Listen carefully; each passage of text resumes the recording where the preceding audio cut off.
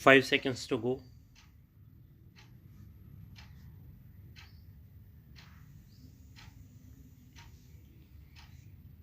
Start. We are not trusted by the government, nor we are among the prominent courtiers of the ruler, neither are we among the educated elite.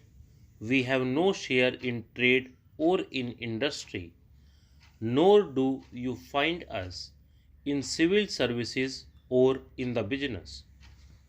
Sir, the Sachar Committee report and the Ranganath Mishra Commission report reveal that the condition of Muslims in India is worse than SCs and STs. Educational condition of Muslims in India is bad. According to the Sachar Committee report, one-fourth of Muslim children in the age group of 6 to 14 years have either never attended schools or are dropouts. For children above the age of 17 years, the educational attainment of Muslim at higher education is 17% as against the national average of 26%. Sir, only 50% of Muslim children who complete middle school are likely to complete secondary school's education compared to 62% at the national level. Muslims comprise 14% of the population, but their representation in higher education is very low. Only 5.5% of Muslims are in higher education. The number of Muslim women in higher education is 13 out of 100, while it is 23 for 100 at all India level as per NSSO 2018. As per NSSO 2018, Muslims are the lowest represented in salaried class employment. Muslims account for a mere 2.67% of directors and senior executives among BSE 500 companies.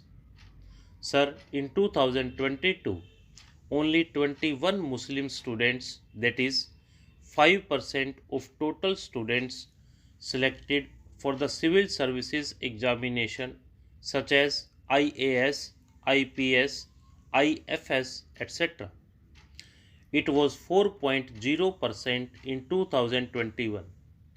It was 5.8% in 2020. In 2019, it was 4% and it was 2.64% in 2018. Nearly 46% of Muslims are self-employed in urban India, the largest as compared to any other community as per the data of the government's National Sample Service Organization in 2013. The Human Rights Watch report and many other similar reports reveal that there has been a constant increase in the attacks on lower class Muslims in India in recent times. In the last few months, a new pattern has emerged to evict and bulldoze properties in Haldwani in the state of Uttarakhand, Dima Hasao district of Assam that belong mostly minority community, particularly Muslim of lower class. In June, three United Nations special representatives wrote to the Indian government expressing their concern that some of these victims have been subject to as a form of collective and arbitrative punishment against the Muslim community and the low income communities. Therefore, I propose that this House may urge upon the government to implement the recommendations of Sachar Committee report and other reports that have discussed the educational and social backwardness of Muslims.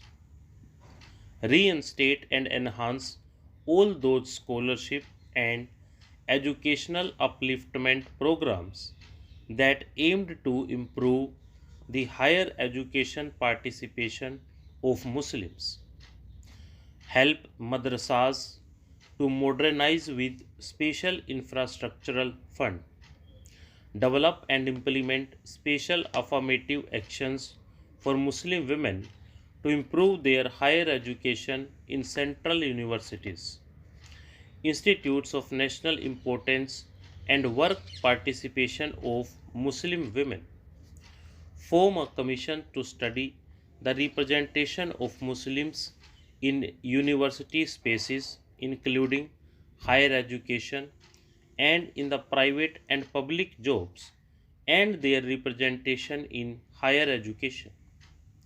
Form a joint parliamentary committee or a judicial commission headed by a retired Supreme Court judge to study evictions carried out as a form of collective and arbitrative punishment against the Muslim community and low income communities, and enact a legislation for prevention of atrocities against minorities of the country so as to build confidence amongst Muslims who are vulnerable to mob attacks and other hate crimes. Thank you, sir. Sir, I support the resolution moved by the honorable member, but I feel he has been a little defensive. I do not know why all of a sudden, over the last few years, there is a feeling of being pushed back. In West Bengal, the state I represent, and in many other parts of India, Muslims have always had their head high and still do so. And Mr. Wahab had to come and plead for certain due concessions. This year, the budget of the Minority Welfare Department has been slashed by 40%, and there is not a single word about it. Their scholarships are being taken off. I will only recall the contribution of Muslims during the freedom struggle starting from 1857, what you call the first war of Indian independence. You can give term for what exactly you have done. I can place a demand before the government to list out all the shaheeds of that era and to list out all of those who were sent to the Andaman Islands when they were considered to be penal islands, not a jail. They were just kept there. Stop.